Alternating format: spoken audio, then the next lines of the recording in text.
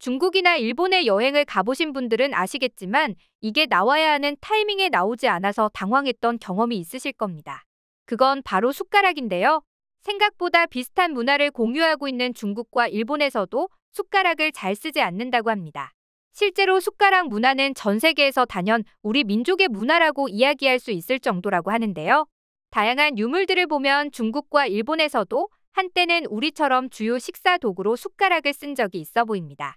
중국은 BC 16세기부터 12세기 상나라 시대에 이미 숟가락이 있었고 일본에서는 신라의 숟가락을 구매했던 것으로 확인되죠. 그런데 지금 이 두 나라에서 주로 사용하는 건 숟가락이 아닌 젓가락입니다. 대체 일본과 중국의 숟가락에는 무슨 일이 있었길래 사라지게 된 것일까요? 아니면 반대로 질문을 바꿔서 대체 왜 한국은 아직까지도 숟가락에 집착을 하는 것일까요? 오늘은 이에 대해 자세히 알아보도록 하겠습니다. 젓가락의 경우 한중일 모두 사용합니다.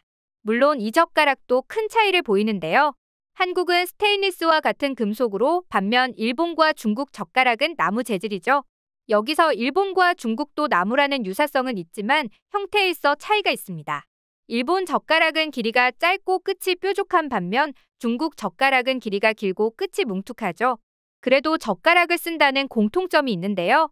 인류 전체로 볼 때 포크를 주로 사용하는 사람들이 30%, 젓가락을 주로 쓰는 사람들이 30%, 그냥 손으로 먹는 사람들이 40% 정도라고 합니다. 하지만 젓가락과 숟가락을 동시에 사용하는 나라는 한국이 유일하다는데요. 이렇게 차이나는 문화가 발생한 데에는 역시나 역사적 이유 때문이죠.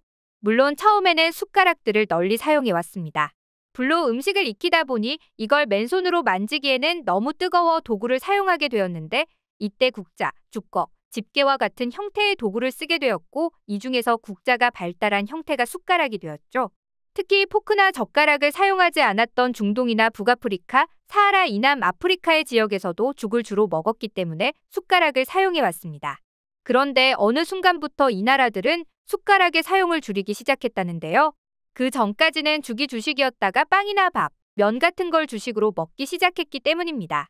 빵은 손으로 먹는 것이 일반적이고 면은 젓가락과 포크를 이 당시만 하더라도 밥은 손으로 먹었기 때문에 숟가락을 사용할 필요가 거의 없어진 것이죠. 그렇다 보니 숟가락은 노인이나 아이들이 죽을 먹을 때나 사용하는 존재로 전락해버립니다. 일본은 조금 슬픈 사연을 가지고 있는데요. 일본의 쌀의 품종은 자포니카라고 찰진 품종입니다. 밥이 수분이 있어 짝 달라붙어 있으니 숟가락을 사용해 덕지덕지 붙어있는 것보다 젓가락이 더 편했던 것입니다. 하지만 이 당시에 일본인들은 국까지 젓가락으로 먹었는데요. 왜냐하면 이 당시 일본인들은 자기를 만들지 못했기 때문입니다. 이와 달리 한국의 도자기는 중국을 넘어선 기술을 가지고 있었죠. 여담이지만 일본은 그래서 이런 한국의 도자기 문화를 굉장히 동경했다고 합니다. 자신들은 거의 쓰지 못하는데 조선인들은 도자기를 일상생활에서 흔하게 사용하고 있기 때문이었죠. 아무튼 그래서 기술적인 문제로 도자기를 사용할 수 없게 되었다 보니 나무로 된 그릇을 사용하게 되었는데요.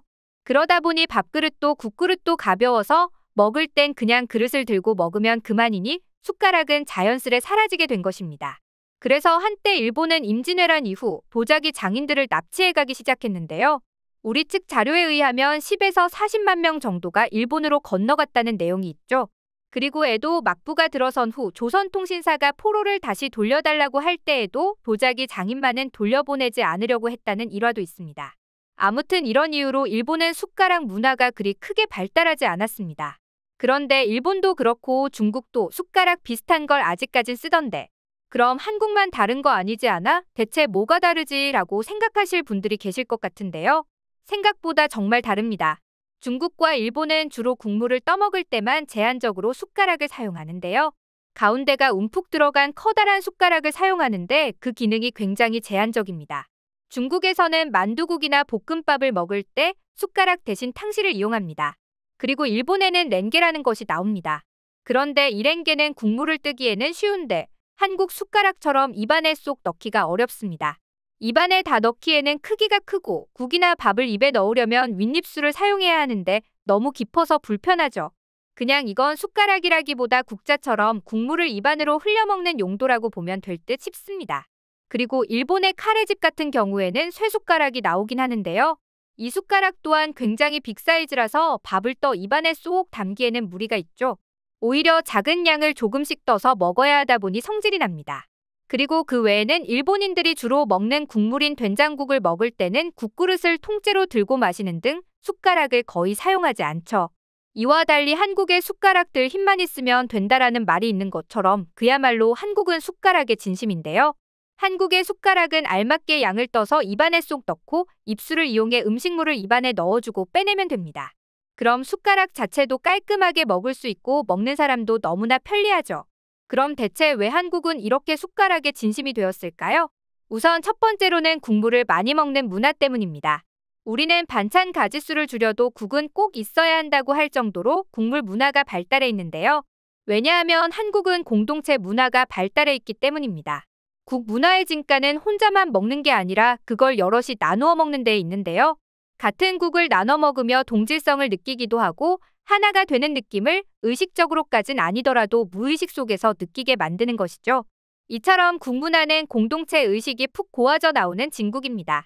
이렇게 국 문화가 발달해 있다 보니 자연스레 숟가락이 사라질 새가 없었죠. 그리고 그 다음으로는 정치적 이유 때문입니다. 과거 조선을 세울 때 고려의 흔적을 모두 지우기 위해 불교를 버리고 유교를 적극적으로 채택하게 됩니다.